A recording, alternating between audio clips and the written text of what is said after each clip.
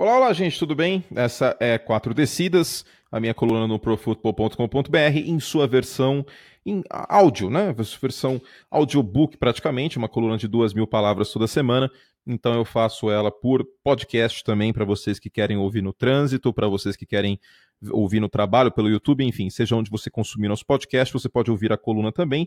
E se você quiser em texto, tá lá na capa do site em profutbol.com.br, certo? Então a gente tem um podcast mais longo, de 1 hora, comigo e Eduardo Miceli, e também essa coluna mais curta, porque eu sei que não é todo mundo que tem 1 hora, né, para ficar ouvindo as coisas. Você lava a louça em 5 minutos, em 10 minutos, e quer ouvir um pouco de NFL na sua vida, então tem essa coluna, certo? O tema da coluna nessa semana é um pouco mais leve, né? Tem algumas semanas que eu tô pegando pesado, que eu tô sendo meio negativo, que eu tô só criticando muitas coisas, como por exemplo, e criticando com razão, né? Vamos falar isso aí. Como, por exemplo, o Mike McCarthy. Tanto eu estava certo que ele foi demitido, o John DeFilippo também, outro que foi mandado embora. E a situação do Washington Redskins, né? Olha só, né? Não deu certo com o Mark Sanchez. Eu falei que tem um certo quarterback aí que ia ter um desempenho melhor, mas enfim. Um pouco de positividade agora na sua vida, certo, meu querido ouvinte? O tema de hoje não poderia ser outro, mas a briga pelo MVP e especificamente Pat Mahomes. A briga pelo MVP da temporada 2019, ou melhor, 2018, né? Já tô um ano na frente, tô muito louco aqui. Está mais embolado do que nunca. Temos a primeira prateleira com 2 jogadores e outros 3 do top 5 vão mudando praticamente semana a semana nessa segunda prateleira do MVP. Já teve Philip Rivers, já teve Jared Goff, já teve Andrew Luck, Todd Gurley e agora até o Russell Wilson parece correndo por fora. Mas não vai ganhar porque ele tem números extraordinários, embora seja um jogador valioso. A primeira prateleira, contudo, ela se mantém intacta com 2 jogadores desde meados da semana 6. Patrick Mahomes e Drew Brees são os favoritos a serem eleitos como o jogador mais valioso de 2018. Ambos já estão confirmados na pós-temporada e buscam ser os primeiros desde Kurt Warner, em 1999, a serem eleitos MVP e vencer o Super Bowl. Depois de algumas semanas sustentando o caso para Brees, eu confesso que fiquei balançado neste domingo. O MVP não considera jogadas espetaculares como o fiel da balança, como acontece no Heisman Trophy do College Football, mas, a bem da verdade, as jogadas incríveis de Pat Mahomes fazem qualquer um balançar. Estamos a 3 jogos do final da temporada e o Mahomes teve seu 5º jogo para 350 jardas. Já é empatado com o Trent Green em 2004, a maior marca da história do Kansas City Chiefs, franquia de 1960. São 4.300 jardas e 43 passos para touchdown, empatado com Dan Marino em 84 e Kurt Warner em 99, como primeiranista ou segundanista com tais números, mais de 40 TDs e mais de 4.000 jardas. O Marino e Warner foram eleitos MVP nessas respectivas temporadas que eu falei, 84 e 99. A cada semana, Mahomes passa por desafio que lhe são impostos. Primeiro, a argumentação era que ele só passava bem fora do pocket. Aí ele jogou bem dentro do pocket. Depois, o argumento foi que ele só conseguia bons resultados porque o ataque de Andy Reid é bem desenhado e propicia a separação impressionante pelos wide receivers. Aí ele conseguiu bons números com janelas estreitas. A linha ofensiva era ótima e ele já ajudava. Lesões vieram nessa linha e, adivinha, ele continuou em alto nível. Depois, o argumento foi que Kareem Hunt era o principal jogador do ataque, abre aspas, fecha aspas, e que Mahomes se beneficiava disso tanto quanto o Alex Smith no ano passado. Aí o Hunt foi suspenso e o Patrick segue em alto nível. Ainda havia o argumento, tá, mas ele realmente jogou contra uma defesa forte como Dallas ou Chicago? Pois bem, aconteceu no domingo. O Baltimore Ravens entrou a partida como melhor defesa da NFL em pontos por jogo. A equipe fez uma dura partida, credenciando-se como candidata na AFC. No final das contas, Mahomes se mostrou mais uma vez um quarterback com Q maiúsculo e tirou outros coelhos da cartola, vencendo a ótima defesa dos Ravens na prorrogação.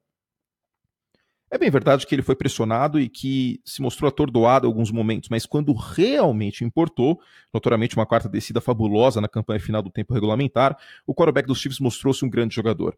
As comparações, mas o Dak Prescott também teve um bom primeiro ano, seguem aparecendo. Mas será que não é justo fazer a comparação com o Warner ou o Marino em 1999, 1984? Os números mostram isso, afinal, e ao contrário de Dak, a semelhança com Crase, né? É difícil falar Crase em linguagem falada. A Warner e Marino, Patrick está ganhando jogos com o braço e não amparado por uma linha ofensiva que entra para a história como uma das melhores da liga ou qualquer outra questão esquemática. O meu MVP ainda é o Drew Brees, muito pela narrativa, né? Ele nunca ganhou MVP, vale lembrar, e porque o prêmio é para o jogador mais valioso, sendo que no contexto de valor, Drew Brees ainda é mais valioso para os Saints do que Mahomes para os Chiefs. Mas fato é, eu nunca estive tão balançado em termos de mudar de lado nesse voto. Ao contrário das últimas semanas, as outras descidas dessa coluna serão para outros assuntos. Então, o meu segundo assunto é o Kirk Cousins. De novo, ele pipocou na segunda-feira. Me desculpe quem acha que não é o caso, mas ele pipocou. E eu fiz um vídeo que você que está ouvindo no YouTube está no canal. Dê uma olhada lá. Se você não me segue no YouTube ainda, não está inscrito no canal, bit.ly/maisNFL ou youtube.com. E aí você procura pelo meu nome ou youtube.com/curte1991. Fica o link aí para você assistir. Eu tô começando a postar vídeos com mais frequência, já tem mais 2 gravados. Nessa semana eu vou postar um sobre os Packers e um sobre os Steelers. Sobre o Cousins, já tá virando uma novela, né? Jogo Minnesota Vikings horário nobre significa que o time não vai jogar como se imaginava antes da temporada começar. Kirk Cousins não se mostra um quarterback com Q maiúsculo, são 7 vitórias e nenhuma vitória no Monday Night Football. Neste ano, 0 vitórias, 5 derrotas e 1 empate contra times que entraram a partida contra os Vikings com campanha positiva. E na carreira é a mesma coisa, viu? Ele tem mais derrotas do que vitórias contra times com aproveitamento acima de 50%. É bem verdade que agora esse coordenador ofensivo dos Vikings, John DeFilippo, não fazia um bom trabalho, mas não dá para passar pano pro Cousins. Quando a coisa aperta, ele não entrega o que se espera de um grande quarterback. E nunca entregou. A terceira descida da coluna nessa semana, que está um pouco mais curta que nas outras, é sobre mais um apocalipse do New England Patriots na cidade de Miami. Historicamente, os Patriots têm partidas horríveis em Miami. Teve o Monday Night Football do ano passado sem Gronkowski, que o Jay Cutler venceu, por exemplo. Tem o famigerado jogo da Wildcat Offense em 2008. Tem um jogo horrível do Tom Brady em 2002, por exemplo. Historicamente, os Patriots não jogam bem lá, por uma série de fatores. O time está acostumado mais em um tempo mais ameno, e aí vai jogar em setembro em Miami, toma sol na cabeça, os caras não estão acostumados, enfim. Não vou passar pano também, né? Méritos dos Dolphins em muitas dessas partidas. Ao final dessa semana, o Davis, lá no Pro Football, vai postar uma análise tática da partida do Brady no último domingo contra os Dolphins. Mesmo com a derrota, né, no que conta é o placar, né, no final das contas, para muitos, a gente pode afirmar que foi o melhor jogo dele na temporada. De toda forma, o que eu vou falar aqui sobre essa partida não é em especial sobre a boa partida do Brady, mas como o New England Patriots, que tradicionalmente vai bem no futebol americano situacional, fez um amontoado de lambanças em Miami. Ao final do primeiro tempo, o Tom Brady tomou um sec com 14 segundos faltando no relógio, sem timeouts, além de 2 jardas dos Dolphins. Foi apenas a terceira vez no ano que New England saiu de 100 pontos de uma viagem à Red Zone.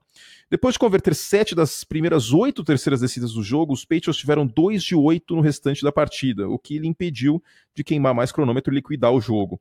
Stephen Gostkowski perdeu seu primeiro ponto extra na temporada, bem como um field goal de 42 jardas, os chutes mais curtos que ele perdeu o ano inteiro. Ele entrou a partida com 54 de 54 em chutes para menos de 42 jardas. E por fim, Bill Belichick colocando Rob Gronkowski para marcar uma Hail Mary de 70 jardas por Ryan Tannehill. É nunca, que nem se você tivesse um drone carregando a bola, ele ia viajar 70 jardas. O Gronkowski não teve culpa de não conseguir dar o tackle final na jogada de rugby, praticamente, dos laterals do Miami Dolphins, porque ele não é safety, né? O Devin McCourty, que era para estar ali. O New England Patriots costuma ter partidas bizarras em Miami, como eu falei. O Tom Brady tem mais derrotas do que vitórias no sul da Flórida. Não é de hoje que é um grande bad place para ele. Mas dessa vez as coisas foram mais estranhas do que parece. A boa notícia para o torcedor dos Patriots é que a semana de folga dos playoffs, tão necessária para a recuperação do nosso robozão preferido, não parece tão fora de alcance mesmo com a derrota. Depois de duro jogo contra os Steelers no domingo que vem, a equipe pega Bills e Jets, jogos plenamente ganháveis. Ainda possui desempate contra Houston, caso tenha a mesma campanha, que é o confronto direto na semana 1, vitória do New England Patriots. Foi uma semana bem movimentada, tanto que nosso podcast principal teve mais de 1 hora nessa semana. Eu gostaria de falar sobre mais coisas, como a virada dos Saints contra os Buccaneers e garantindo o bicampeonato da NFC South, ou a grande partida que George Kittle e Amari Cooper tiveram. Contudo, não dá para passar batido o que aconteceu em Chicago na noite de domingo. Em um texto exclusivo dos nossos assinantes lá no site, o Bulho já falou extensamente sobre o jogo, mas eu quero também tecer algumas frases sobre o assunto. Primeiro de tudo, a questão do frio. É mais fácil falar que o frio foi o grande culpado na atuação pífia do Jared Goff na noite de domingo. É uma narrativa tão preguiçosa, a bem da verdade, quanto ficar falando de um erro de arbitragem como principal e único fator de uma derrota depois de uma partida.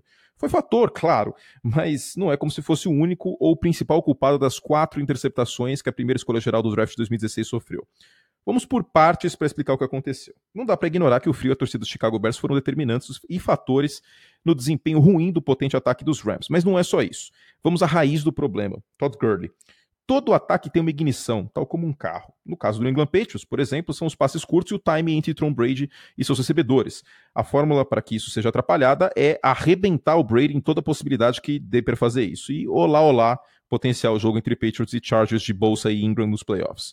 No caso dos Rams, parar Todd Gurley é, de longe, a primeira meta de um time do outro lado da bola, de uma defesa. Os Bears fizeram isso com maestria. Primeiro, parando-o de fato. Foram apenas 28 jardas terrestres por parte do running back principal de Los Angeles. E depois, não se importando com play action. Já há algum tempo eu digo que o play action é o principal golpe dos Rams ante seus adversários. A defesa fica com medo de Gurley, morde a isca e bum! Goff consegue uma conexão em profundidade. Muito por conta da sólida defesa, principalmente da linha defensiva, os Bears puderam ignorar essa isca. Deixa a linha defensiva cuidar do Gurley e a secundária se vira, não achando que vem corrida e continuando no espelhamento das rotas. Resultado, sem a ignição do ataque e sem o principal golpe, os Rams ruíram em Chicago. O frio afetou, claro. O ser humano está acostumado à zona de conforto e poucas coisas nos esportes são piores do que uma temperatura diferente daquela que você está acostumado. Vale por inverso também, como já acabei de falar, os Patriots no calor de Miami. Mas fato é que, taticamente, o plano de jogo dos Bears foi perfeito. Não por acaso, esse foi o primeiro jogo da era Sean McVay sem touchdown dos Rams. É isso, meus queridos. Fizemos todo o estrago que podíamos. Não se esqueça de se inscrever no nosso podcast no Spotify, em bit.ly/podcastnfl. Também estamos no YouTube, tem vídeos meus lá em youtube.com/curte1991. E estamos no seu aplicativo de podcast preferidos. Para mais textos, para análise tática, como essa que o Davis vai fazer sobre o Tom Brady e outros recaps das partidas de domingo, não deixe de assinar o nosso site e tem oferta de 30% de desconto no plano anual. É só entrar em profutbol.com.br/assine, tá bom? Um beijo carinhoso para vocês. A gente volta semana que vem com mais uma edição da coluna. Até lá.